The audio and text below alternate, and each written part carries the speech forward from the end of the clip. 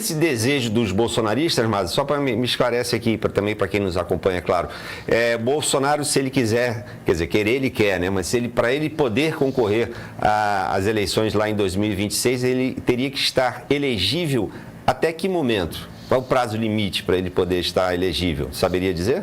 É um bom questionamento, né? Porque eu acho que a gente não tem ainda tantos precedentes com relação ao caso dele, né? Que seria uma condenação de chapa eleitoral com cassação de direitos políticos, mas a regra base, né, é até o período lá de registro de candidatura em 2026, né? Ele poderia se registrar como candidato e aí seria analisado pela Justiça Eleitoral e aí ofereceria, né? O Ministério Público, a Procuradoria-Geral da República ofereceria uma impugnação à candidatura dele que seria julgada. Às vezes a gente sabe que pode até demorar um pouco, né, para isso ser julgado. Vamos lembrar, o Lula, por exemplo, em 2018 foi impedido de concorrer, mas se registrou e passou candidato ali ainda alguns meses, né? Tanto que houve uma mudança para o Haddad no meio da campanha. Então seria um cenário meio parecido. É claro que no caso desse, não se sabe que tipo de jurisprudência pode ser estabelecida, se vão querer rapidamente ali já tornar ele inelegível sem necessidade de um processo de impugnação. É uma coisa que vai ser mais discutida mais lá para frente. Mas a regra é essa, né? Poderia se registrar